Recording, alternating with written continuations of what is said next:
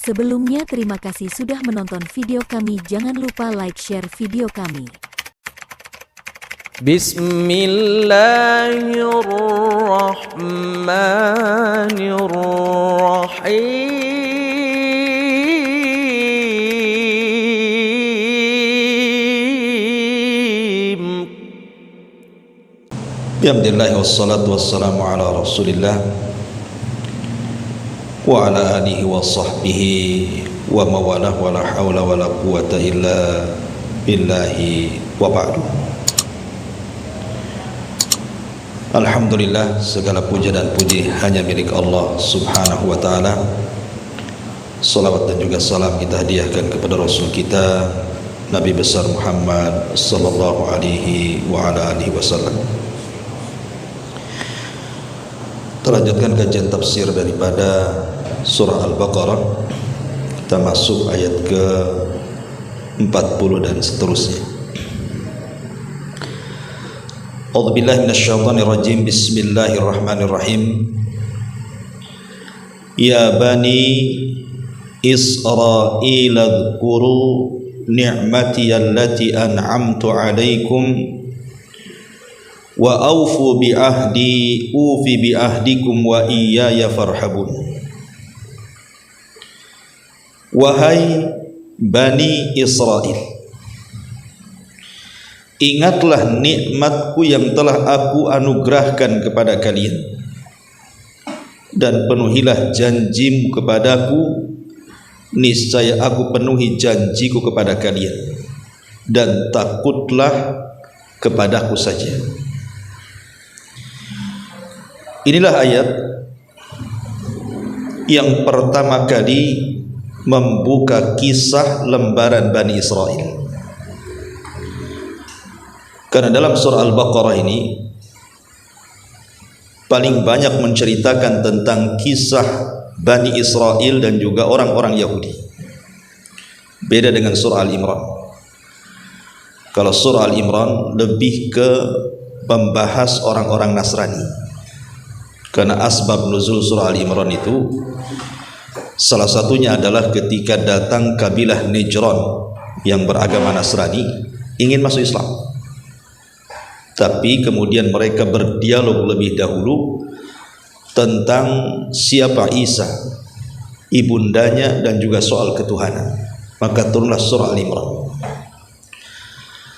1 sampai ke hampir 100 ayat. Tapi surah Al-Baqarah ini lebih banyak bicara tentang orang Yahudi. Umumnya bicara soal Bani Israel, karena harus dibedakan Bani Israel dengan Yahudi. Yahudi itu bagian daripada Bani Israel, tapi Bani Israel bukan Yahudi. Karena Bani Israel itu kumpulan dari 12 kabilah, salah satunya Yahudi. Jadi setiap Yahudi adalah Bani Israel, tapi tidak setiap Bani Israel dia Yahudi. Malam ini kita akan berkisah tentang Bani Israel. Ma'asyiral muslimin yang dimuliakan Allah subhanahu wa ta'ala, dari mana kita bermula dari kisah Bani Israel ini? Al-Quran menyebut kalimat Bani Israel ini sebanyak 43 kali. Yang 41 kali lafadznya Bani Israel, dan yang 3 kali dimufradkan, lafadznya hanya Israel saja. Jadi jumlah secara keseluruhan dalam Al-Quran Allah menyebut kalimat Bani Israel 43 kali, dan tersebar di beberapa surat dalam Al-Quran, seperti surah Al-Baqarah, surah Al-Imran, surah Al-Ma'idah, surah Al-A'raf, Yunus, Al-Isra, dan lain sebagainya. Ma'asyiral muslimin, jamaah sekalian yang dimuliakan Allah subhanahu wa ta'ala, Al-Quran paling banyak mengkisahkan Bani Israel. kaum yang paling banyak dikisahkan itu adalah Bani Israel. Padahal umat-umat para nabi itu banyak. Umpamanya kaum Ad, umatnya Nabi Hud. Kaum Samud, umatnya Nabi Saleh. Kaum Sodom, umatnya Nabi Lut. Artinya dalam Quran itu umat-umat para nabi banyak juga diceritakan. Tetapi khusus umat Nabi Musa alaihi salatu wassalam, Bani Israel, itu paling banyak dibicarakan. Jadi kisah Bani Israel ini hampir menyeluruh dalam Al-Quran itu. Artinya bahwa nabi yang paling banyak dibicarakan dalam Al-Quran itu adalah Nabi Musa sebagai nabi daripada Bani Israel. Menarik untuk kita kisahkan bagaimana kisah Bani Israel dari awal sampai akhir, sampai sekarang menjadi sebuah negara yang disebut dengan Israel. Kok bisa sampai negara tersebut menjadi negara Yahudi? Walaupun tidak pantas orang-orang Yahudi yang ada di Israel negaranya disebut Israel, karena Israel itu diambil dari Israel, dan Israel itu nama lain daripada Yakub. Sementara Yahudi yang sekarang sudah jauh dari ajaran Nabi Yakub alaihi salatu wassalam, ya kita katakan negara Yahudi. Selesai. Taib. Kita urut walaupun tidak detail ya, karena kalau detail kan waktunya panjang. Kita ambil poin-poin pentingnya saja secara singkat supaya punya gambaran bagaimana sejarah Bani Israel dari masa ke masa. Ma'asyiral muslimin yang dimuliakan Allah Subhanahu wa taala. Berawal kisah Bani Israel adalah dari Nabiullah Ibrahim alaihi salatu wassalam. Jadi Nabi Ibrahim alaihi salatu wassalam setelah hijrah dari negeri Babylon, negerinya Namrud, bersama istrinya Sarah menuju Palestina. Kemudian di Palestina inilah banyak peristiwa sampai dia hijrah ke Mesir, kemudian balik lagi ke Palestina, akhirnya menetap di Palestina. Lah Nabiullah Ibrahim alaihi salatu wassalam diuji oleh Allah Subhanahu wa taala, tidak kunjung punya keturunan. Sampai akhirnya kemudian dia menikahi budaknya Sarah yang bernama Hajar, baru dikaruniai seorang anak yang kemudian diberi nama Ismail. Singkat cerita, setelah punya anak Ismail, maka Allah Subhanahu wa taala anugerahkan kepada Sarah kabar gembira dengan kedatangan 3 malaikat yang menjelma seperti manusia yang tampan. Kemudian menghabar gembirakan kepada Ibrahim bahwa istrinya walaupun sudah tua dan dianggap mandul, telah dihabar gembirakan Allah akan memiliki keturunan. Sempat ketika itu istrinya Ibrahim, Sarah ini tertawa, fadhahikat, begitu dalam Quran, tertawa. Tetapi kuasa Allah Subhanahu wa taala, Allah Maha Kuasa, walaupun sudah tua dan mandul, kalau Allah berkehendak, idza arada syai'an an yaqula lahu kun fayakun. Maka lahirlah keturunan dari Sarah, seorang anak laki-laki namanya Ishak. Ma'asyiral muslimin yang dimuliakan Allah Azza wa Jalla, dari Ishak inilah Ishak kemudian menikah dengan seorang wanita namanya Rifqah. Tetapi selama 40 tahun Allah uji juga Ishak ini juga tidak punya keturunan. Lama dia menikah, sampai 40 tahun lebih tidak punya keturunan. Akhirnya Allah Subhanahu wa taala anugerahkan kepada Ishak punya keturunan, sekali punya anak kembar pula dia. Kemudian lahirlah anak pertama yang disebut dengan Al-Is. Al-Is ini yang kemudian disebut Abu Rum, bapaknya orang-orang Romawi. Salah satu nabi keturunan Al-Is adalah Nabi Ayub alaihi salatu wassalam. Kemudian setelah Al-Is pun akhirnya kemudian Nabi Allah Yaqub, Nabi Allah Ishak alaihi salam kemudian dikarunia lagi anak keduanya, Jadi beruntun, namanya anak kembar satu perut. Pertama keluar Al-Is, rupanya ada lagi anaknya dari Rifqah ini, rupanya keluarlah Ya'qub. Disebut Ya'qub karena Ya'qubu dalam bahasa Arabnya karena dia menyusul abangnya, menyusul keluar, itu dalam bahasa Arab disebut Ya'qub namanya. Maka lahirlah Ya'qub. Ya'qub inilah yang kemudian bapaknya seluruh Bani Israel, karena Ya'qub itu memiliki nama lain yang disebut dengan Israel. Dan itu disebutkan di dalam Al-Quranul Karim. Allah mengatakan dalam surah Ali Imran ayat 93, kullu ta'ami kana hillal li bani Israel illa ma harrama Israilu ala nafsi min qablu an tanzilat Taurah qul fa'tu bit Taurati fatluha in kuntum shadiqin. Semua makanan adalah halal bagi Bani Israel melainkan makanan yang diharamkan oleh Israel, maksudnya Ya'qub, untuk dirinya sendiri sebelum Taurat diturunkan.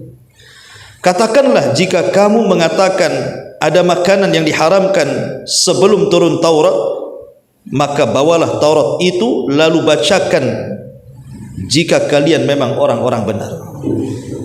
Di sini Allah mengatakan semua makanan halal bagi Bani Israel kecuali yang diharamkan oleh Israel. Siapa Israel di sini? Nabi Ya'qub. Jadi di antara asbab nuzul ayat ini, Nabi Ya'qub itu terserang penyakit namanya irkun nisa. Irkun nisa itu arti penyakit saraf. Jadi capek-capek dari atas kepala sampai kaki itu. Pegal-pegal bahasa kitanya. Tidak bisa sembuh. Akhirnya datangkan tabib atau dokter. Kemudian kata dokter disarankan untuk tidak makan daging unta. Sejak itu Nabi Ya'qub mengharamkan memakan daging unta. Nabi Ya'qub mengharamkan bagi dirinya memakan daging unta karena faktor kesehatan.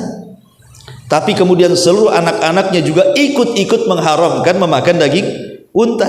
Padahal tidak ada halangan bagi mereka kan. Karena ihtiram kepada ayahnya, mengharamkan tidak mau makan daging unta. Ikut-ikut pula anak-anaknya. Sejak itu dari kebiasaan turunan daripada Ya'qub, mereka tidak mau makan daging unta dan mereka haramkan. Mereka tidak tahu bahwa Ya'qub tidak mau makan daging unta itu karena faktor kesehatan. Makanya di sini Allah mengatakan setiap makanan adalah halal bagi Bani Israel, baik unta atau yang lainnya, kecuali yang diharamkan oleh Israel, maksudnya Ya'qub. Itu sebelum diturunkan Taurat. Tapi setelah diturunkan Taurat tidak ada yang mengharamkan unta. Tapi Bani Israel menganggap bahwa daging unta itu haram bagi mereka. Kemudian mereka mereka-reka bahwa itu ada dalam Taurat. Makanya Allah mengatakan kalau memang ada dalam Taurat, datangkan Taurat itu. Bacakan di mana itu keharaman daging unta ini kalau kalian termasuk orang-orang yang benar. Syahidnya di sini kalimat kecuali yang diharamkan Ya'qub atau Israel. Maka Ya'qub itu nama lain daripada Israel. Berarti turunan Ya'qub disebut Bani Israel. Baik, sampai di sini paham? Lanjut. Ma'asyiral muslimin yang dimuliakan Allah Subhanahu wa taala. Lah kemudian Ya'qub dari Palestina hijrah ke Haran di Irak sana, berjumpa dengan pamannya namanya Laban.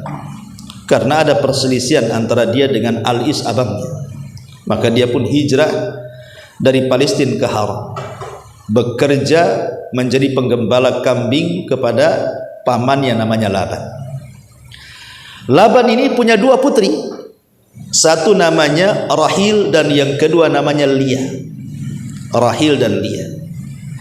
Rupanya Ya'qub ini jatuh cinta dengan Rahil, kemudian meminta kepada Laban supaya menikahi Rahil. Tapi pamannya Laban mengatakan, boleh kau menikahi putriku, tapi syaratnya kau bekerja 7 tahun kepadaku, baru setelah 7 tahun kau nikah dengan dia.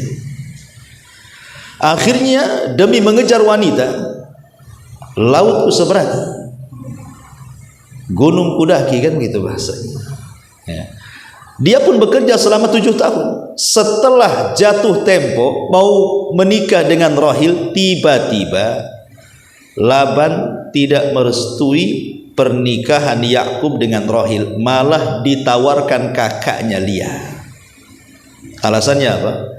Karena di zaman itu ada syariat tidak boleh menikah dengan adik kalau kakak belum menikah. Dan syariat itu juga rupanya ada di sebagian daerah kan. Kalau kakaknya belum nikah, tidak boleh adiknya nikah. Nah, rupanya ini juga syariat zaman dulu tuh. Masih dipakai zaman sekarang. Padahal syariat itu sudah diubah dengan syariat Islam, masih juga dipakai adat gitu ya. Akhirnya dengan terpaksa walaupun tidak cinta, Yakub menikah dengan Lia. Kemudian dia ngomong lagi sama pamannya, aku kan pengen Rahil, masa kau nikahkan aku dengan dia? Kata pamannya, nggak apa-apa, kau ingin Rahil, kau harus bekerja lagi 7 tahun lagi, 14 tahun baru dia mendapatkan wanita idamannya. Di zaman itu belum diharamkan berpoligami dengan menggabungkan 2 saudari, tapi dalam Islam tidak boleh berpoligami dengan menggabungkan 2 saudari. Dalam Islam tidak boleh, kecuali kalau meninggal, seperti Utsman ibn Affan menikah dengan Ruqayyah putri Nabi. Kemudian putri Nabi Ruqayyah meninggal, baru dinikahkan oleh Rasul dengan adiknya Ummu Kulthum. Artinya setelah meninggal nggak apa-apa, tapi kalau masih hidup tidak boleh menggabungkan. Tapi syariat dulu boleh. Yakub pun punya 2 istri dari 1 ayah kan, Rahil dan Lia. Akhirnya kemudian Allah Subhanahu wa taala takdirkan dari Lia inilah lahir beberapa putra. Pertama Ruben. Ingat ya, kisah Bani Israel itu kebanyakan diambil dari perjanjian lama dan perjanjian baru, dari Taurat dan Injil. Sebab setelah wafatnya Musa, Quran tidak pernah menjelaskan. Hadis-hadis juga tidak ada menjelaskan kisah bagaimana kelanjutan kisah Bani Israel. Sehingga referensi kita itu hanya bisa mengambil dari kisah-kisah Israeliat.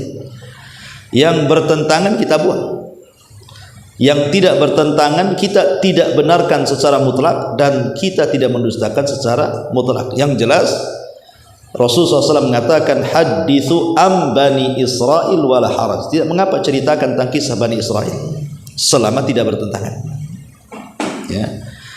Jadi dari Lia ini lahirlah 1 Ruben, yang kedua Syamun, yang ketiga Lawi, yang keempat Yahuda atau nanti turunnya disebut Yahudi, kemudian Yasakir, kemudian Zabulun.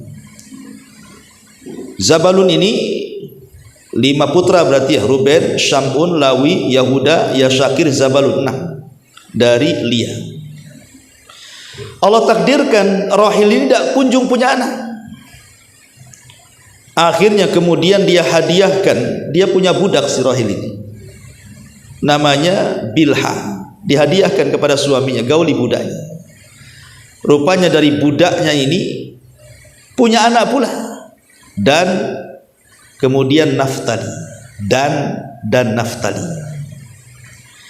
Melihat Rahil memberikan budak, cemburu juga nih si Lia ini, dia punya budak perempuan juga namanya Zilfa, dihadiahkan juga kepada suaminya.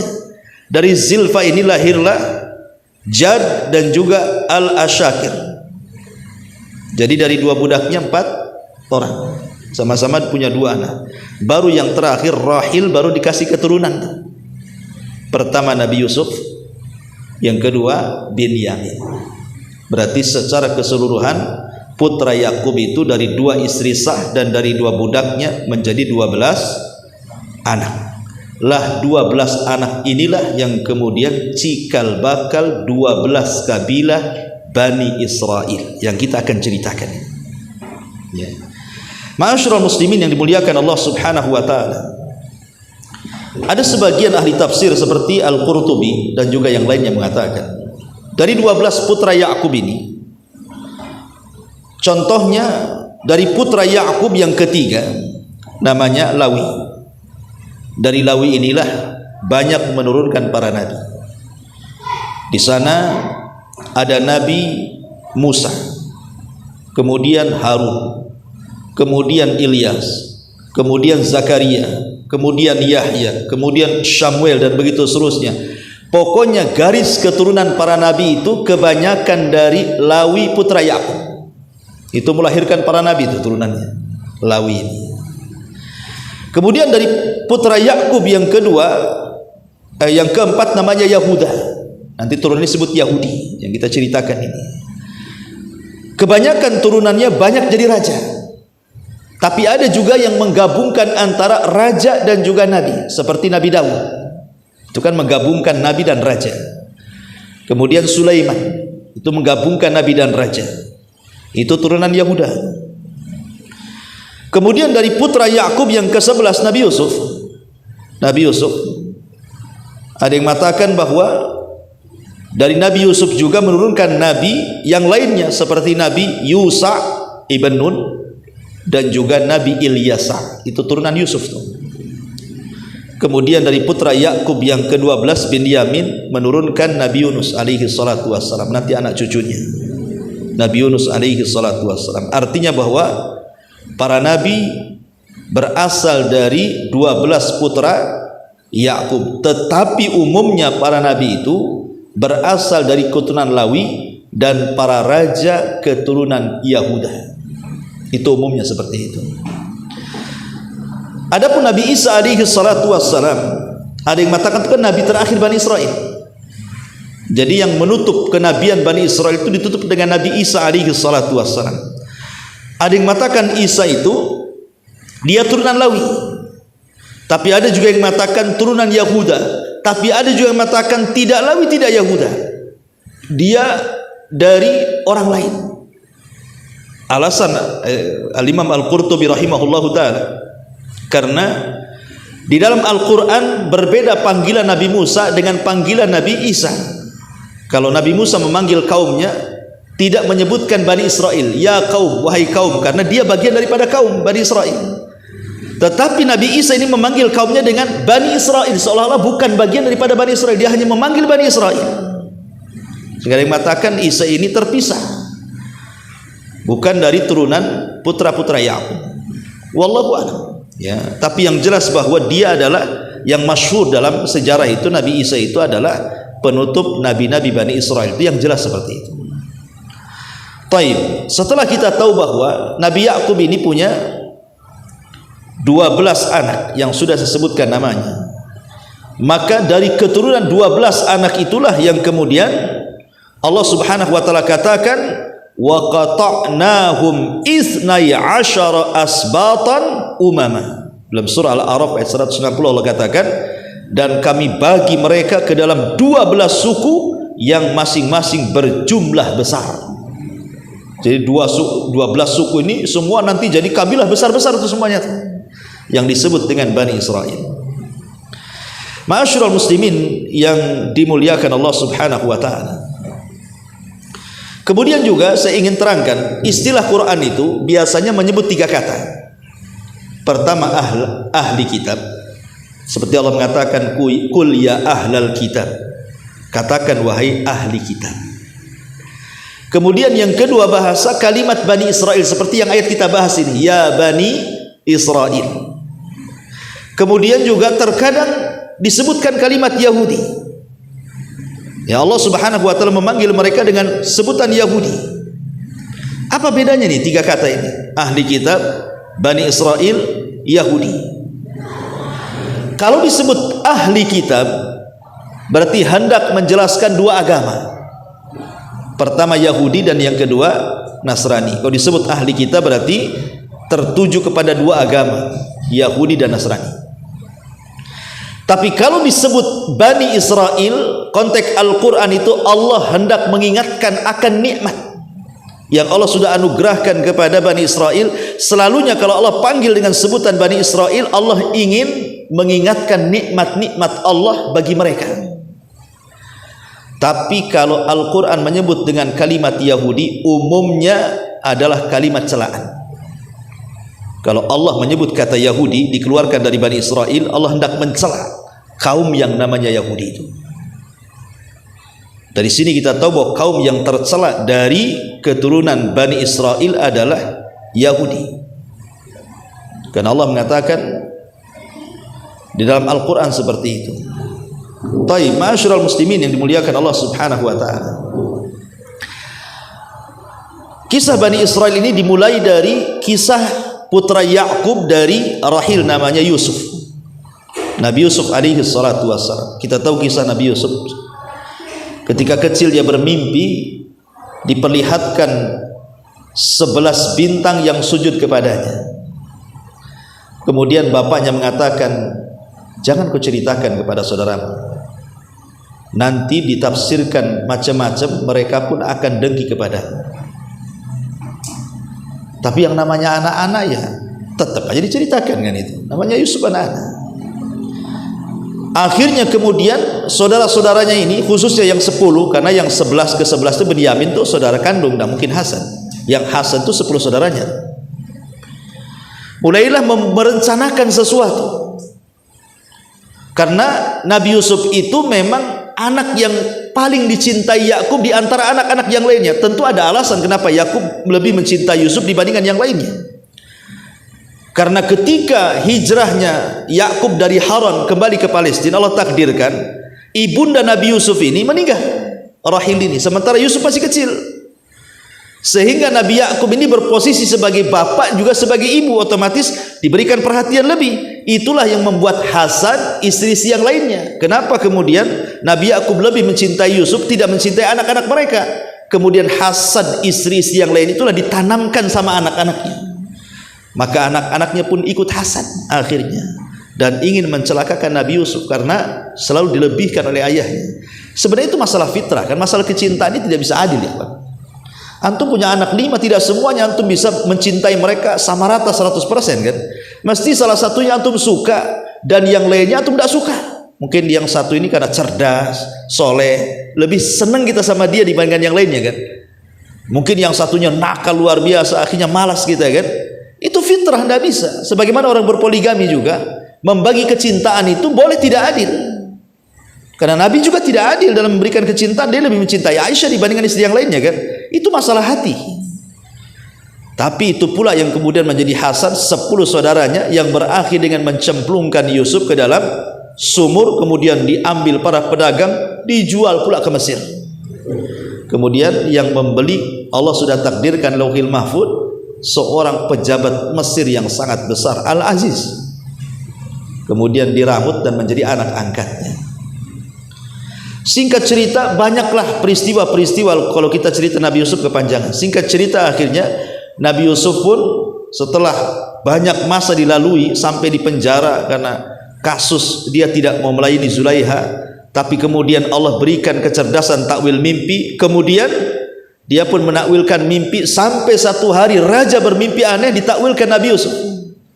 Disitulah kemudian Nabi Yusuf menawarkan diri untuk mengikuti alur mimpinya. Jadilah dia bendaharawan Mesir ketika itu, ekonom ya, yang akan membangkitkan ekonomi Mesir. Intinya Yusuf jadi orang nomor 2 di Mesir setelah Fir'aun Mesir. Tapi Fir'aun Mesir bagus di zaman Nabi Yusuf. Fir'aun yang jahat itu di zaman Nabi Musa ya. Jadi kaum Hekos itu, kaumnya Fir'aun di zaman Nabi Yusuf itu baik. Yang tidak baik itu adalah kaumnya siapa? Fir'aun di zaman Nabi Musa alaihi salatu wassalam ya, kaum Kipti namanya. Dan kaum Kipti ini juga yang kemudian mengalahkan kaum Hekos, Fir'aunnya di zaman Nabi Yusuf, akhirnya berkuasa ya. Dengan sebab itulah mereka memperbudak Bani Israel. Singkat cerita, akhirnya kemudian setelah kemudian Yusuf pun memboyong semua keluarganya dari Palestina ke Mesir, maka keluarga Nabi Yusuf tinggal di Mesir. Akhirnya berkembang biak turunan-turunannya itu anak-anak Yakub. Disitulah kemudian terkenal menjadi perkampungan pertama Bani Israel di zaman Nabi Yusuf. Dan itu sampai bertahun-tahun, sampai Nabi Yusuf meninggal dunia. Mereka berada di atas agama tauhid, tetapi terus-menerus sampai akhirnya kabilah Hekos ataupun kerajaan Hekos yang dipimpin oleh Fir'aunnya di zaman Nabi Yusuf kemudian ditumbangkan oleh kaum Kipti, Fir'aunnya Nabi Musa. Kalah gitu ya. Yang tadinya Bani Israel dihormati oleh kerajaan Mesir, sekarang justru dihinakan. Disitulah permulaan kehinaan Bani Israel diperbudak oleh Fir'aun di zaman Nabi Musa. Apa alasannya? Ada yang mengatakan karena Fir'aunnya di zaman Nabi Musa itu, ada yang mengatakan Ramses yang kedua, ada yang mengatakan namanya Mus'ab, Khalid ibn Mus'ab atau terbalik atau Mus'ab ibn Khalid. Yang jelas bahwa dikenal dengan Ramses yang kedua. Adapun yang ditemui jasadnya yang sekarang dimumikan oleh kerajaan Mesir ini, wallahu alam Fir'aun yang mana gitu ya. Walaupun ada yang memprediksi ahli sejarah bahwa itulah Fir'aun di zaman Nabi Musa, namanya Ramses yang kedua. Yang sekarang kalau kita ke Mesir pengen lihat muminya Fir'aun, ya datanglah ke piramid sana ya. Intinya bahwa lah ketika kemudian dikuasai oleh Fir'aun ini bermimpi. Dalam mimpinya dia melihat ada api dari Palestina, kemudian datang ke Mesir, membakar satu negara Mesir, kecuali perkampungan Bani Israel tidak terbakar. Setelah kemudian dia mimpi berkali-kali dengan mimpi yang sama, Fir'aun pun khawatir. Akhirnya dia kumpulkan penasihat spiritualnya dari kalangan paranormal, dukun-dukun dan yang semacamnya. Kemudian ditakwilkan bahwa ada bayi yang akan lahir dari tengah Bani Israel yang akan meruntuhkan kekuasaannya. Sejak itulah Fir'aun membuat undang-undang membunuh anak laki-laki Bani Israel. Maka dibantai semuanya anak laki-laki Bani Israel karena ketakutan takut hadir orang yang akan menggulingkan kekuasaannya. Lah ketika kemudian terjadi pembunuhan anak laki-laki, sementara Bani Israel posisi di Mesir itu, bagaimanapun orang-orang Fir'aun ini berhajat kepada Bani Israel karena mereka diberikan kecerdasan. Siapa yang bisa membangun jalan, membangun jembatan, membangun istana, kecuali budak-budak Bani Israel. Kalau dibantai anak laki-lakinya kemudian yang tuanya mati, siapa yang akan menjadi pembantu mereka, melayani mereka? Akhirnya kemudian keputusan pun diganti, yang tadinya membantai seterusnya setiap hari dirubah undang-undangnya, 1 tahun pembantaian, 1 tahun pembiaran. Lah di tahun pembiaran itu lahirlah Nabi Harun. Selamat dia, tidak dibunuh. Selang setahun setelahnya ibunya hamil lagi, ya, lahirlah Nabi Musa di tahun pembunuhan. Makanya kemudian Allah Subhanahu wa taala sudah membuat siasat gitu ya. Karena semua atas takdir Allah Subhanahu wa taala, ketika lahir Nabi Musa oleh ibunya disembunyikan. Tapi karena takut, akhirnya dia pun diletakkan di sebuah tabut kotak. Kemudian kotak itu ditali dan dihanyutkan. Setiap mau makan atau menyusui ditariklah kotak itu. Kemudian Musanya diletakkan di situ. Sampai pada suatu hari karena ketakutan dia mendengar ada prajurit, dia lupa ngikat talinya. Lepas pula itu kotak itu. Akhirnya kotak itu hanyut di sungai Nil, rupanya terdampar di dekat istana Fir'aun. Kemudian ketahuan oleh para penjaga, dilaporkan kepada istrinya Fir'aun namanya Asiyah bintu Muzahim. Kemudian diambil kotak itu. Nggak ada yang berani buka kotak itu karena khawatir emas, khawatir perhiasan. Nanti kalau perhiasan disangka perhiasan istana, disangka dia maling kan gitu. Jadi nggak ada yang berani buka kotak. Yang pertama kali membuka kotak siapa? Asiyah bintu Muzahim. Pas dibuka rupanya bayi. Dan Allah langsung tanamkan kecintaan karena Asiyah tidak punya anak laki-laki. Fir'aun itu tidak punya anak laki-laki. Akhirnya kemudian dirambutlah Nabi Musa di tengah keluarga Fir'aun. Ma'asyiral muslimin yang dimuliakan Allah Azza wa Jalla. Singkat cerita, setelah Musa kemudian dewasa, kemudian Nabi Musa pun jalan-jalan di gang-gang kota Madinah. Ada pula anak muda turunan Bani Israel sedang bermasalah dengan anak muda turunan kaum Kipti, kaum Fir'aun. Tiba-tiba anak muda yang turun Bani Israel meminta pertolongan. Maka Musa menolongnya, tetapi kemudian tanpa sengaja membunuhnya. Orang yang bermasalah dari kaum Kipti, kaum Fir'aun ini bukan orang biasa rupanya. Dia anak muda dari seorang anak pejabat. Ya, beda berurusan dengan anak pejabat dengan berurusan anak tukang ojek iklan. Kalau urusannya sama orang-orang kecil selesai lah kan itu. Kalau disumpal pakai duit selesai, nggak usah diteruskan kasusnya. Kalau sama pejabat tidak bisa, ya cari siapa pembunuhnya. Maka ketika itu belum ada yang ketahuan siapa pembunuhnya. Masalahnya Musa lewat lagi di satu hari, rupanya anak muda yang ditolong itu bermasalah lagi. Memang tukang masalah nih anak muda ini yang Bani Israel ini. Lewat Musa minta tolong lagi. Musa malah mendekati menasihat, disangka mau membunuhnya. Teriaklah kemudian Bani Israel, "Hei Musa, apa kau akan membunuhku seperti kau membunuh orang itu kemarin?" katanya. Orang-orang tahu siapa pembunuhnya sekarang. Maka sampailah di telinga Fir'aun, pasukan pun dikerahkan untuk menangkap Musa. Tapi Musa diberikan nasihat oleh orang yang bijak supaya cepat pergi. Maka berangkatlah Musa ke Madian. Kemudian 20 tahun di Madian sampai dia menikah dan punya anak. Kemudian setelah 20 tahun balik lagi ke Mesir. Rupanya di tengah jalan dia mendapatkan pohon zaitun penuh dengan api. Kemudian dia mendekati pohon itu, rupanya ada panggilan dari Allah Subhanahu wa ta'ala. Musa diangkat menjadi nabi dan rasul dan disuruh berdakwah kepada Firaun.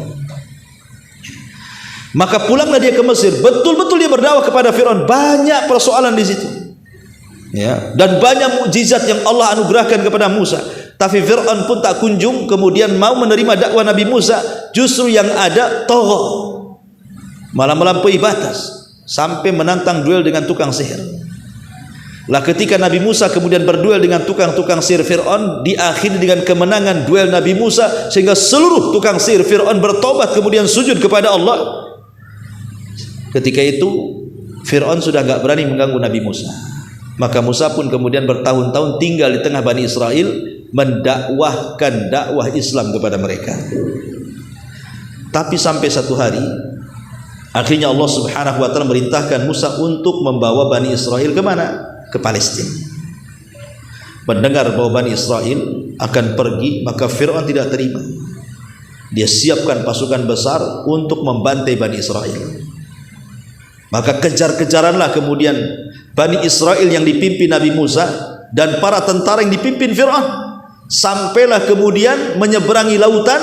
Akhirnya Fir'aun pun ditenggelamkan dan Musa serta Bani Israel melihat dengan kedua mata mereka Fir'aun dan pasukannya ditenggelamkan di Laut Merah. Allah katakan fa'aghraqna, kami tenggelamkan mereka semuanya. Dari sini Bani Israel sudah diseberangkan jauh dari Mesir.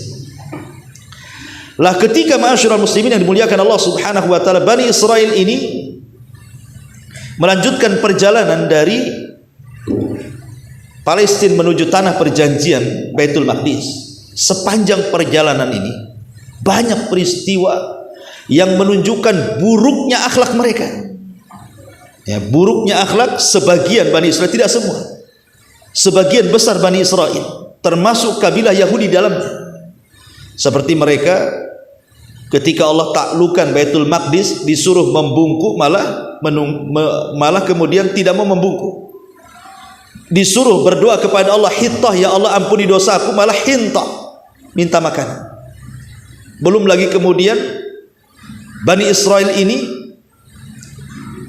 mereka membangkang kepada Nabi Musa alaihi salatu wasallam di banyak hal, mengeluh, menuntut, sampai banyak mukjizat Allah tampakkan kepada mereka. Tidak sadar-sadar juga Bani Israel ini, sehingga macam-macam peristiwa seperti ketika terjadi pembunuhan. Kemudian Musa mengatakan sembelih sapi, malah mereka banyak tanya. Akhirnya susah pula nyari sapinya. Kalaulah kemudian bukan karena mereka mengucapkan insya Allah, tentu mereka tidak akan mendapatkan sapinya. Itu pun dengan harga yang sangat mahal. Bentuk bagaimana mereka mempersulit diri, Allah mudahkan, mereka minta untuk mempersulit diri. Kemudian ketika mereka diberikan makanan lezat manna dan salwa, malah minta pula yang enggak enak. Manna dan salwa ini kan makanan dari langit, tinggal makan saja. Ini enggak, maunya bawang, sayuran, lalapan bahasa kitanya kan. Gimana dikasih makanan enak mau lalapan pula kan itu. Kemudian ketika kemudian mereka ingin mendengar, orang-orang pilihan itu mendengar suara Allah ketika berfirman kepada Musa, mereka tidak mau mendengar, mereka mau melihat katanya. Allah seperti apa? Datang halilintar, membunuh mereka semua, tapi kemudian dihidupkan kembali. Macam-macam ceritalah kalau kita mau sedikit perjalanannya, terlalu lama. Intinya bahwa sampai kemudian di tanah perjanjian, Musa ini tinggal masuk saja dan Bani Israel ke Baitul Maqdis. Masalahnya harus melewati satu kota namanya Ariha. Ariha ini dipenuhi dengan kaum Kan'aniyun, turunan kaum Ad, orangnya besar-besar. Bani Israel tidak berani jihad. Akhirnya mereka mengatakan kepada Musa, ya Musa, kalau kami harus berperang untuk masuk ke Baitul Maqdis, kami tidak bisa. Kemudian mereka mengatakan, idhab anta wa rabbuka faqatila innaha huna qa'idun. Kalau kau mau jihad sana berdua dengan Tuhanmu, kami duduk-duduk memperhatikan di sini, katanya. Akhirnya mereka pun oleh Allah diazab, tidak bisa keluar dari negeri itu. Disebut Arduti. Selama 40 tahun disitulah Harun meninggal, kemudian Nabi Musa pun meninggal. Belum masuk ke Baitul Maqdis karena tidak mau jihad.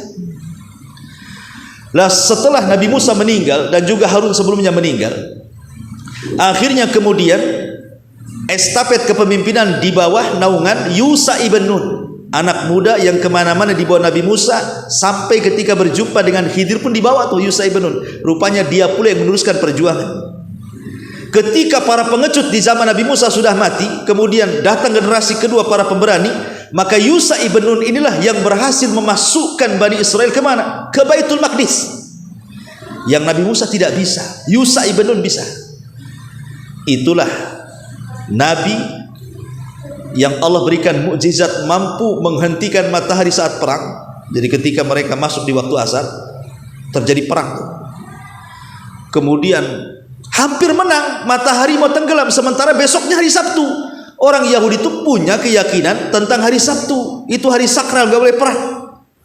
Kalau sampai berhenti peperangannya gagal lagi. Maka Yusha mengatakan kepada matahari, engkau makhluk yang diperintah, aku juga nabi yang diperintahkan, maka aku berdoa kepada Allah agar engkau berhenti. Akhirnya matahari pun berhenti, tidak tenggelam sampai peperangan menang baru ditenggelamkan.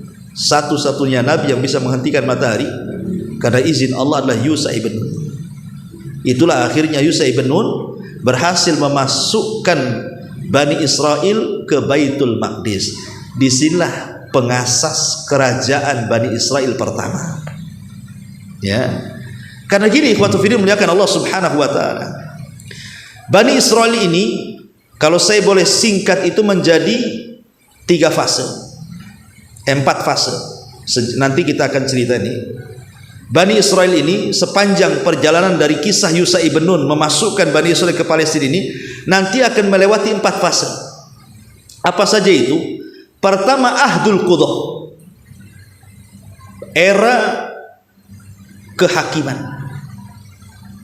Yang kedua, Ahdul Mulukul Awal, era kerajaan yang pertama. Kemudian yang ketiga, Ahdul Muluki Tsani, era kerajaan yang kedua.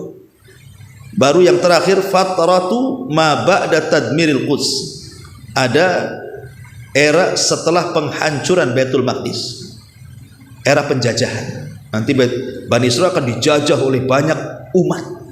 Ya, inilah 4 poin tentang kisah Bani Israel dari masuknya Bani Israel ke Palestina oleh Yusha ibn Nun. Maka berlakulah 4 fase ini. Ma'asyiral muslimin yang dimuliakan Allah Azza wa Jalla. Pertama, era kehakiman. Era kehakiman ini di mana Bani Israel dipimpin para nabi. Jadi yang memimpin Bani Israel itu para nabi. Dan yang pertama adalah Yusha ibn Nun yang memimpin mereka. Makanya di dalam Injil, dalam perjanjian lama itu, di situ ditulis tentang kitab hakim-hakim namanya. Di mana hakim-hakim ini maksudnya para nabi, itulah yang memerintahkan 12 kabilah dari turunan Yakub yang disebut Bani Israel tadi. Jadi dipimpin para hakim, dipimpin para nabi. Ada yang mengatakan sekitar 350 tahun, ada yang mengatakan sekitar 1000 tahun dipimpin para nabi. Ya. Ma'asyiral muslimin yang dimuliakan Allah Subhanahu wa taala, sampai pada waktunya, karena banyaknya penyimpangan, banyaknya pertikaian, banyaknya kekufuran, banyaknya permusuhan antar kabilah dari 12 kabilah itu. Jadi susah untuk disatukan. Ya. Belum lagi kemudian mereka berani kepada para nabi. Makanya Bani Israel itu dikenal sebagai pembunuh para nabi. Pokoknya datang nabi saja tidak cocok dengan hawa nafsunya, dibunuh tuh. Itu diantara perangainya orang-orang Yahudi Bani Israel itu. Pokoknya tidak cocok saja nabi, bunuh. Sampai satu hari itu ada 70 nabi dibantai mereka. Sehingga sulit untuk disatukan.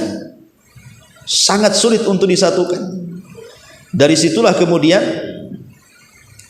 mereka pun meminta supaya nabi yang terakhir yang memimpin mereka namanya Samuel meminta kepada mereka, kami tidak mau dipimpin para nabi, tapi kami mau dipimpin seorang raja. Karena ketika itu banyak pertikaian, permusuhan sehingga melemahkan Bani Israel dan mereka diserang oleh kaum dari luar, oleh tentara Jalut. Ya. Karena mereka kemudian dijajah oleh orang luar sehingga mereka bercerai-berai. Akhirnya mereka minta kepada Nabi Samuel untuk diangkat seorang raja yang kuat bisa mengalahkan Jalut. Samuel pun kemudian memberikan solusi kepada mereka bahwa ada anak muda tapi miskin namanya Tolut. Mau kalian jadi saya tunjuk Tolut? Mereka nggak mau karena Tolut orang miskin. Kami loh orang banyak orang kaya, kenapa mesti dia katanya? Tetapi kata Nabi Samuel, walaupun demikian Tolut itu dilebihkan kemampuan, pengetahuan dan juga fisik. Kemudian akhirnya malaikat pun yang tabut yang tadinya diambil oleh Jalut diambil lagi oleh malaikat, kemudian diserahkan kepada Tolut. Dari situlah Bani Israel setelah mengetahui tabut ada di tangan Tolut, baru mereka mengakui Tolut sebagai raja mereka. Karena mereka meyakini kalau tabut berada di tengah-tengah mereka, setiap peperangan menang. Tabut itu kotak yang dulu Musa diletakkan di situ, dihanyutkan. Lah itu tabut namanya. Kotak itu berisi tongkatnya Nabi Musa, bajunya Nabi Musa, peninggalan Nabi Harun ada di kotak itu. Dan mereka yakini siapapun yang berperang membawa kotak itu menang. Lah Tolut sekarang punya kotak itu yang tadinya direbut Jalut, diambil malaikat, diserahkan ke Tolut. Akhirnya mulailah mereka berjihad bersama Tolut melawan Jalut. Ya. Dibawalah pasukan besar ribuan, tapi kemudian diuji ketika melewati sungai, jangan minum banyak-banyak, malah minum banyak-banyak. Rupanya yang tersisa dari pasukan itu cuma 314 orang. Lah di antara pasukan itu ada yang paling muda namanya Daud. Perang di zaman itu kan tidak langsung perang, ada sistem mubarozah namanya, sistem adu tanding. Mana jagoanmu? Ini jagoan gua. Rupanya Jalut sendiri jagoannya menantang tentara Tolut. Tidak ada yang berani melawan Jalut. Siapa yang berani melawan Jalut? Ya, pegulat hebat, pembunuh, takutlah tentaranya Tolut. Akhirnya Tolut mengiming-imingi siapa yang bisa mengalahkan Jalut, dia akan menikah dengan putriku dan akan mewarisi tahtaku. Tidak ada juga yang mau. Ya, buat apa menikahi putrinya?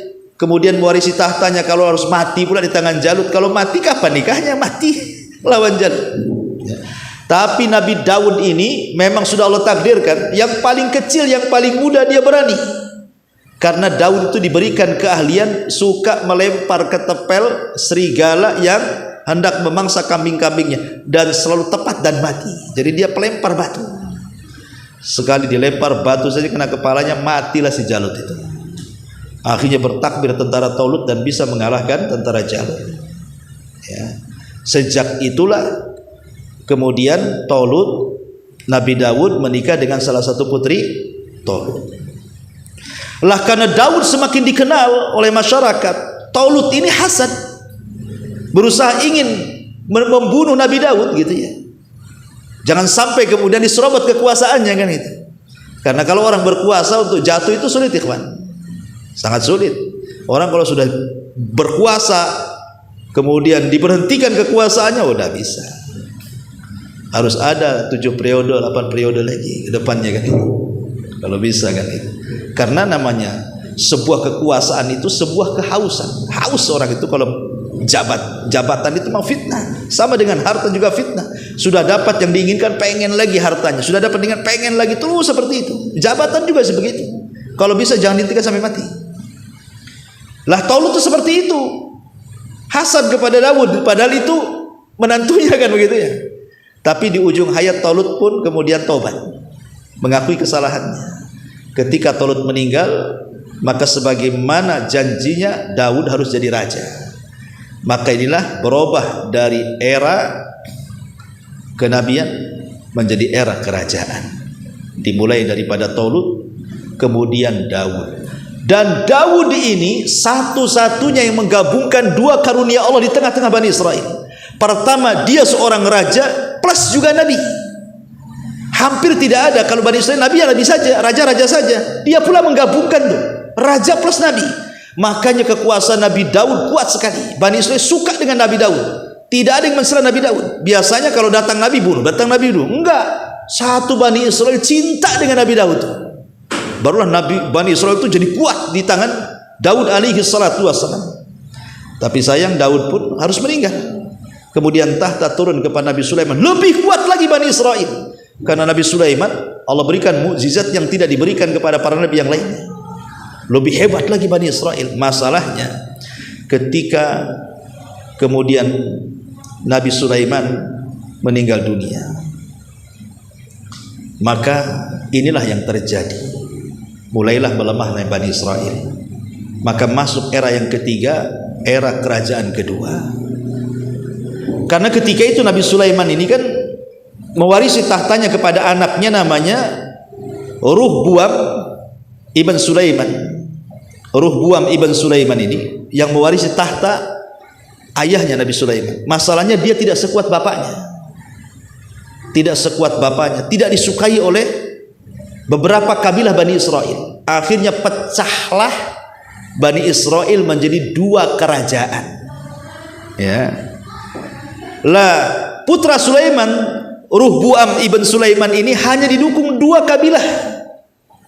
Ada yang mengatakan yang mendukung dua kabilah. Pertama, kabilah Yahuda. Itulah yang mendukung. Dan yang kedua, kabilah Binyamin. Jadi hanya dua saja, kabilah Binyamin dan kabilah Yahuda yang mendukung putra Sulaiman ini, Ruhbuam ibn Sulaiman ini. Sementara 10 kabilah ini tidak mendukung, buat kerajaan sendiri yang dipimpin oleh Yurbuam ibn Nubat. Yurbuam ibn Nubat itulah raja yang kedua. Jadi kalau Ruhbuam ibn Sulaiman ini dia mendirikan kerajaan yang disebut dengan kerajaan Yahudi. Kerajaan Yahudi yang ibu kotanya Yerusalem. Ya. Ada yang mengatakan begitu, jadi kerajaan Israel atau kerajaan utara itu dipimpin oleh Yurbuam bintu Nubat dari 10 suku atau 10 kabilah dengan Samaria sebagai ibu kotanya. Tetapi kerajaan Yahuda atau kerajaan selatan, ibu kotanya Yerusalem, itulah yang dipimpin oleh putra Sulaiman, Ruhbuam ibn Sulaiman. Berarti di sini ada utara, ada selatan. Ada kerajaan utara, ada kerajaan selatan. Lah, yang kerajaan selatan inilah yang dipimpin oleh putranya Sulaiman. Cuman 2 kabilah Yahuda dan Binyamin itu. Yang 10 kabilah itu dari utara tuh.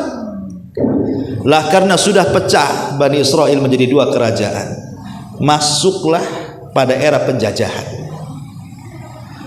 Karena melemah masalahnya, mereka sangat lemah sekali. Ya, saya simpulkan nih, baru kita jelaskan. Ya. Jadi era penjajahan ini pertama masuk orang-orang Asyuriyin. Asyuriyin ini orang-orang Babylon. Itulah yang pertama kali menjajah Bani Israel. Setelah Asyuriyin kemudian datang orang-orang dari Mesir. Orang-orang dari Mesir menjajah lagi Bani Israel. Kemudian setelah hengkang orang-orang Mesir, datang lagi orang-orang Babylon Irak, juga menjajah Bani Israel. Kemudian setelah Babylon berakhir, datang lagi orang-orang Yunani, juga menjajah Bani Israel. Kemudian setelah Yunani, datang lagi dari Mesir lagi, menjajah Bani Israel. Kemudian berakhir dengan dijajah oleh orang-orang Romawi yang mengganti Haikal Sulaiman menjadi dewa-dewa yang ma'ruflah disembah oleh orang-orang Romawi. Bagaimana kisahnya dari penjajahan-penjajahan ini?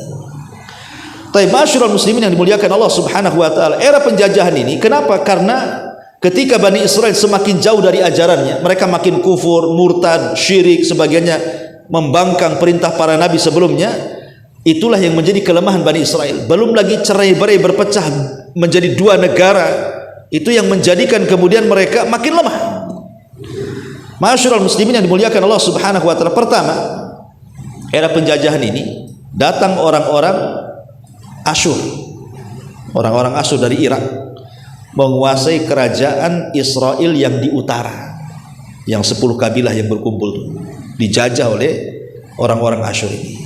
Ada yang mengatakan datang Raja Sarjun yang kedua pada tahun 722 Masehi, sebelum Masehi, dari Irak, kemudian menyerang Palestina dan akhirnya mampu menguasai kerajaan utara Palestina. Lah kerajaan utara Palestina ini, atau yang ibu kotanya Samaria ini, hancur, lebur, betul-betul hancur. Bahkan yang 10 kabilah ini hilang begitu saja. Memang betul-betul dimusnahkan rasnya. Sehingga yang tersisa dari keturunan kabilah ini bergabung dengan yang di selatan. Makanya kenapa sekarang tidak ada istilah Bani Israel, yang ada istilah Yahudi. Ya kan? Kenapa? Karena sebagian ras Bani Israel itu mereka dimusnahkan. Yang 10 kabilah itu dimusnahkan. Tinggal sedikit, yang sedikit inilah gabung dengan kerajaan Yahudi. Makanya sampai hari ini mereka disebut Yahudi. Karena suku-sukunya sudah hilang, musnah masalahnya ya. Nah, padahal kita tahu bahwa Bani Israel itu kan dari 12 kabilah, tapi sekarang yang disebut Yahudi. Kita katakan Yahudi kan gitu, nggak ada lagi Lawi atau apa, Yahudi. Jadi seolah-olah karena itulah yang mayoritas, yang lain minoritas, bergabung dengan Yahudi, sehingga yang minoritas itu tergabung kepada yang mayoritas. Senangnya ucapan Yahudi semuanya, dianggap Yahudi semuanya, walaupun ada yang bukan keturunan Yahuda kan itu. Ma'asyiral muslimin yang dimuliakan Allah Azza wa Jalla. Sampai kemudian akhirnya datang era Bukhtun Nasr. Ini yang paling serem, karena Bukhtun Nasr ini satu di antara raja penguasa dunia. Kata Imam Qatadah, seorang ahli tafsir, mengatakan dunia ini pernah dikuasai oleh 4 raja. Yang maksudnya menguasai dunia ya, bukan menguasai Mesir. Kalau Mesir kan Fir'aun, itu Mesir aja. Tapi ini menguasai dunia, bukan hanya Mesir, tapi dunia dikuasai. Dan itu hanya ada 4 raja. Pertama Nabi Sulaiman, yang kedua Dzulqarnain, dua-duanya muslim. Kemudian yang kedua Namrud, dan yang keduanya adalah Bukhtun Nasr. Inilah Bukhtun Nasr, inilah Raja Babil yang datang kedua kalinya menghabisi orang-orang Yahudi di Palestina, menghancurkan Palestina sehancur-hancurnya, dan memperbudak Bani Israel sampai dibawa ke mana-mana ya, sampai akhirnya mereka pun berpencar. Ma'asyiral muslimin yang dimuliakan Allah Azza wa Jalla, ketika Babylon ini dikuasai oleh mereka, tapi Allah takdirkan kemudian orang-orang Bukhtun Nasr dikalahkan oleh Persia. Ya, jadi Persia nyerang Babylon, kalah Babylon, kemudian dikuasai oleh orang-orang Persia. Lah orang-orang Persia ini, ikhwatu fillah muliakan Allah Azza wa Jalla, berbuat baik kepada Bani Israel. Jadi Bani Israel yang berada di Irak, Babylon ini dipulangkan kembali ke Palestina sebanyak 50.000 kurang lebih. Sisanya masih tetap tinggal di Babylon. Tapi masalahnya, ma'asyiral muslimin, mereka ketika kemudian mereka kembali, kemudian Persia kalah dengan Romawi. Akhirnya gantian sekarang Romawi yang menjajah Palestina. Jadi hukum disitulah banyak yang kemudian pergeseran keagamaan, karena banyak situs-situs sejarah seperti Haikal Sulaiman yang dibangun oleh Nabi Daud kemudian diteruskan oleh Sulaiman. Haikal Sulaiman itu maksudnya pondasi Masjidil Aqsa yang sekarang menjadi dongeng orang-orang Yahudi Palestina. Mereka sengaja mengorek di bawah Masjidil Aqsa untuk mencari Haikal Sulaiman tuh. Nanti kalau mau ketemu Haikal itu, maka masjid akan dirobohkan, kemudian mereka akan membangun Haikal itu, dan itulah puncak kejayaan Yahudi yang akan menguasai dunia. Ini dongeng mereka saja. Mereka hendak menguasai Aqsa sebenarnya, membuat cerita di situ ada Haikal Sulaiman, kata. Itu saja. Lah di zaman kerajaan Romawi, Haikal itu dihancurkan, kemudian diganti oleh patung Buddha, patung dewa-dewa orang-orang Romawi itu. habis situs-situsnya tuh. Memang betul-betul Romawi merubah semua yang ada di situ. Tapi kemudian di zaman inilah lahir Isa bin Maryam. Ketika Romawi berkuasa kala itu, maka lahirlah Isa ibnu Maryam. Lah Isa ini tidak disukai oleh orang-orang Bani Israel. Kenapa? Karena mereka mengharap kalau bisa Isa itu sekuat Raja Tolut yang bisa mengalahkan Jalut kan itu. Kalau bisa sekuat Tolut yang bisa mengalahkan orang Romawi, Isa pula tidak punya kekuasaan, tidak punya power seperti Tolut. Karena memang Isa tidak ditugaskan itu hanya berdakwah saja. Makanya banyak kemudian orang-orang Bani Israel mereka tidak ikut Isa. Kebanyakan mereka cenderung membenci Isa, terutama orang-orang Yahudi. Sementara yang banyak masuk ke dalam agama Nasrani itu justru orang Romawi. Makanya lihat orang Nasrani berkembang di Eropa kan. Ya, justru orang-orang Eropa yang banyak ikut Nasrani karena Bani Israel sendiri mereka benci kepada Isa. Sampai bekerja sama untuk membunuh dengan kerajaan Romawi. Kalau bukan karena Allah angkat ke langit, Isa sudah mati itu. Karena ini konspirasi orang-orang Yahudi dengan kerajaan Romawi supaya Isa itu dibunuh. Tapi Allah Subhanahu wa taala angkat ke langit. Ya. Lah saat peperangan antara Romawi dan Persia inilah, kemudian Bani Israel diperbudak lagi oleh Romawi. Sebagian mereka itu kan kemudian kemana-mana. Lah ada yang kemudian mereka hijrah atau mencari suaka sampailah ke kota Madinah. Di situ ada kabilah Bani Quraidah, ada kabilah Bani Nadir, ada kabilah Bani Hunayqa kan itu, dan ada yang tinggal di Khaybar, macam-macam. Nah, itulah sejarahnya kenapa Yahudi bisa ada di Madinah di zaman Nabi. Karena ketika kalahnya Persia oleh Romawi, kemudian Romawi menguasai Bani Israel lagi, maka akhirnya mereka kemana-mana. Yahudi dipencar ke sana kemari, sampailah ke kota Madinah dan Khaybar. Ya. Singkat cerita, ma'asyiral muslimin yang dimuliakan Allah Subhanahu wa taala, ketika era Isa sudah nggak ada lagi, ya, maka di tahun 135 Masehi setelah lahirnya Isa bin Maryam, orang-orang Yahudi melakukan pergolakan lain di zaman pemerintah Romawi pada masa Raja Romawi kala itu. Jadi mereka berusaha untuk, ya bahasa kita yang menggulingkan, tapi gagal. Berkali-kali mereka hendak memberontak kepada kerajaan Romawi, gagal terus. Sampai akhirnya mereka pun diusir dari Yerusalem. Sejak itulah akhirnya berakhirlah kerajaan Bani Israel. Setelah Isa diangkatnya, sudah tidak ada lagi kerajaan Bani Israel. Karena akhirnya di masa Nabi kan berpencar di mana-mana Yahudi, satu dunia. Ada yang di Madinah, ada yang di mana-mana kan. Cuman kebanyakan lari ke kota Madinah. Kenapa? Karena ada kabar dari padri-padri pendeta mereka bahwa di situ akan lahir Nabi akhir zaman yang akan mengembalikan kejayaan mereka. Masalahnya ketika Nabi itu sudah muncul, nggak mau beriman. Kok nabinya orang Arab katanya? Yang kami inginkan itu Nabi turunan Bani Israel. Dari situlah mereka membenci kepada Rasul, memusuhi Rasul, sehingga tidak ada yang masuk Islam di zaman itu. Orang Yahudi kecuali bisa dihitung dengan jari. Beda dengan orang Nasrani, ribuan masuk Islam, tapi Yahudi tidak ada yang masuk Islam. Sampai akhirnya ma'asyiral muslimin yang dimuliakan Allah Azza wa Jalla, kehinaan demi kehinaan di zaman Nabi, sampai terusir mereka dari kota Madinah karena pengkhianatan orang-orang Yahudi kepada Nabi Shallallahu Alaihi Wasallam. Apakah kemudian kehinaan yang Allah timpakan kepada orang-orang Yahudi di masa sampai masa Nabi SAW diusir saja? Tidak. Bahkan setelah Nabi Shallallahu Alaihi Wasallam meninggal dan Yahudi juga di mana-mana, ikhwatu fillah dimuliakan Allah Subhanahu wa taala.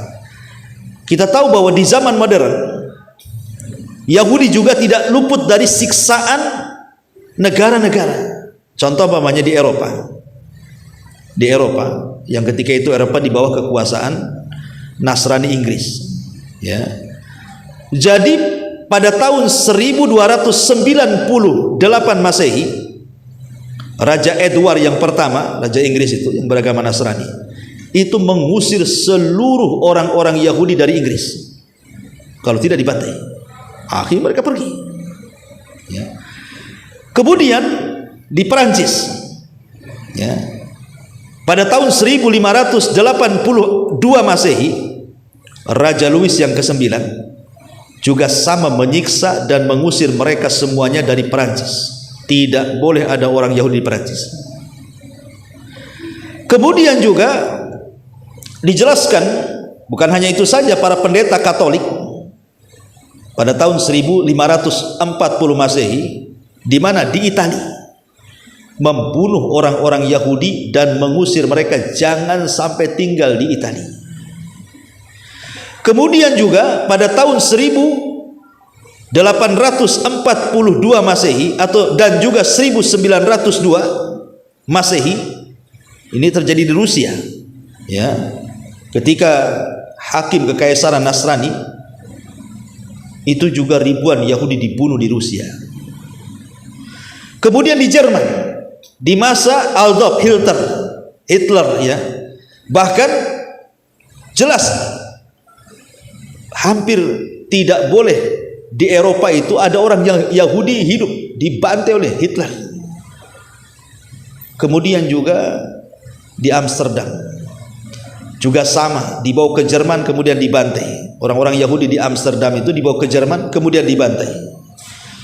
Kemudian begitulah, dan nanti di akhir zaman kita pun akan membantai mereka di akhir zaman. Kenapa? Karena ada hadis Nabi SAW, la taqumus sa'ah hatta yuqatilal muslimun al-yahuda. Tidak akan tegak hari kiamat sehingga kaum muslimin kelak akan memerangi orang-orang Yahudi. Fayaqtuluhum al-muslimuna hatta yakhtabil yahud min wara'il hajari wasyajar. Maka kaum muslimin akan memburu orang-orang Yahudi sehingga orang Yahudi bersembunyi di balik pohon dan batu. Kemudian batu dan pohon akan berbicara dan mengatakan, ya Muslim ya Abdullah. Nih orang Yahudi di balik batu, di balik pohon, bunuh dia. Sehingga akan jadi bulan-bulanan kaum muslimin kelak di akhir zaman ketika terbunuhnya Dajjal di tangan Isa bin Maryam. Begitulah Allah hinakan orang-orang Yahudi karena kesombongan mereka kepada Allah, kesyirikan mereka, kekufuran mereka, pembangkangan mereka, pembunuhan kepada para nabi dan begitu seterusnya. Makanya Allah hinakan sepanjang zaman orang-orang Yahudi itu. Ya, ma'asyiral muslimin yang dimuliakan Allah Subhanahu wa taala, masalahnya bagaimana mereka bisa berkumpul kembali di Palestina di zaman sekarang? Kok bisa punya negara? Kan itu. Gimana ceritanya? Ma'asyiral muslimin yang dimuliakan Allah Azza wa Jalla, ada yang mengatakan pada tahun 1616 Masehi ada seorang yang bernama Sir Henry Fish dari Inggris, itu menulis buku namanya Nidaul Yahud, panggilan bagi orang-orang Yahudi. Itu berawal dari buku itu. Buku itu dicetak, disebar kemana-mana. Jadi seruan kepada orang-orang Yahudi untuk berkumpul kembali. Ini awalnya, gara-gara buku yang dicetak banyak-banyak. Kemudian muncul seorang jenderal ma'ruf namanya, ya, namanya Napoleon Bonaparte. Itu kan ma'ruf kisahnya, ya, Napoleon Bonaparte itu. Juga sama juga mereka menegakkan negara, meminta supaya orang-orang Yahudi itu punya negara dan mengarahkan ke Palestina. Jadi Napoleon inilah yang mengarahkan orang-orang Yahudi supaya punya negara di Palestina, mengingat sejarah seolah-olah Palestina itu milik mereka begitu. Kemudian muncul propaganda berikutnya, ada seorang pemikir Yahudi dan seorang Zionisme, dia juga sama membuat gerakan-gerakan bahwa Palestina itu tanah mereka, mulai pengklaiman begitu, ya. Maka tahun 1882 Masehi, ketika itu kan yang berkuasa ya di Palestina sampai ke Mesir itu kan masih di bawah kekuasaan Turki Utsmani, ya. Yang berkuasa itu Sultan Abdul Hamid, ya, sebelum kemudian tumbang oleh Kemal Atatürk, ya.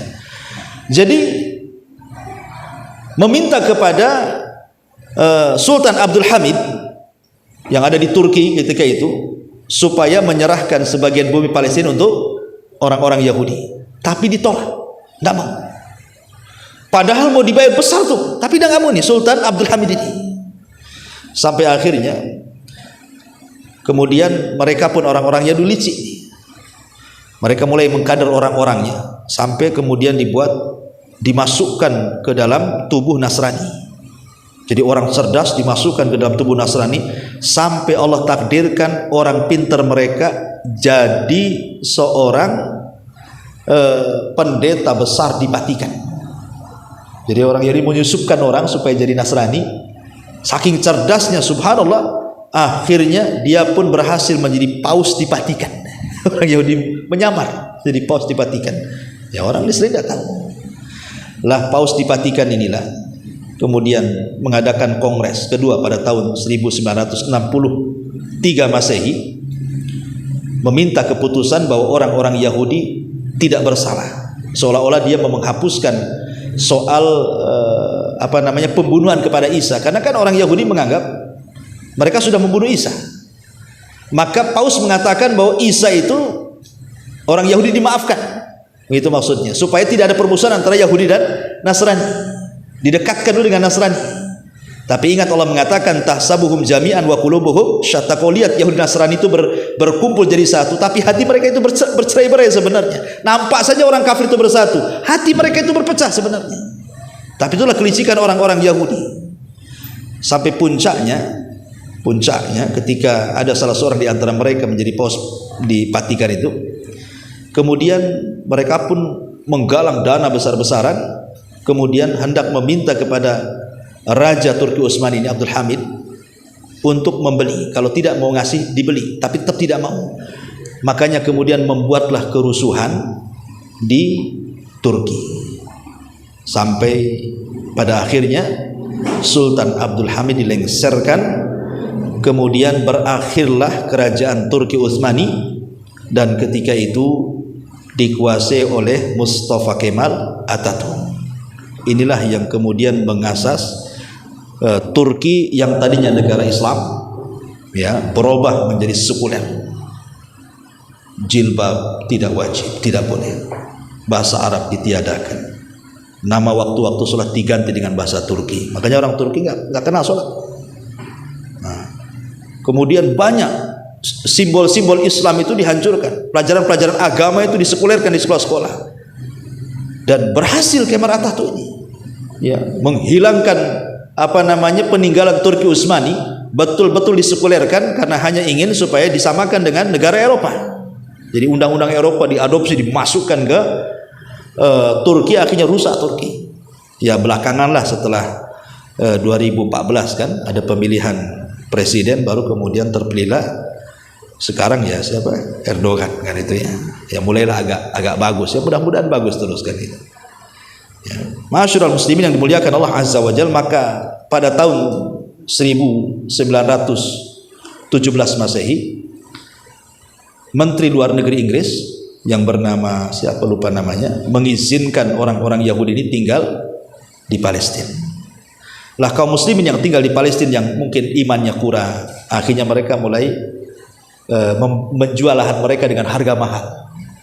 Mereka tidak tahu bahwa tanah itu tanah mulia, tapi karena harganya mahal kan, akhirnya dijual sikit. Akhirnya meluaslah kerajaan Israel ini, makin luas, sampai akhirnya mengklaim bahwa Palestina tanah mereka. Sampai hari ini justru Palestina yang berusaha minta kemerdekaan, sampai hari ini ditekan oleh dunia. Bayangkan, padahal Palestina dijajah, tapi Yahudi menganggap Palestina yang menjajah. Ya, Ma'asyiral muslimin yang dimuliakan Allah Azza wa Jalla, intinya pada tahun ke 1947 Masehi, resmi Amerika mengeluarkan keputusan bahwa Palestina dibagi menjadi dua bagian, sebagian diberikan kepada kaum muslimin dan sebagian diberikan kepada Yahudi Israel. Sampai hari ini terjadi perang, ya, dan setiap hari kaum muslimin dibantai oleh orang-orang Yahudi. Itulah kejahatan orang-orang Yahudi yang kisah singkat dari perjalanan Bani Israel. Saya tidak bertangan terlalu panjang karena juga waktu, saya katakan kan, kalau mau dirinci ya sampai subuh cerita Bani Israel ini ya. Wallahu a'lam, mudah-mudahan ada manfaatnya. Ya, subhanaka wa bihamdika asyhadu an la ilaha illa anta astaghfiruka wa atubu ilaik. Allahu ta'ala alam. Assalamualaikum warahmatullahi wabarakatuh. wabarakatuh.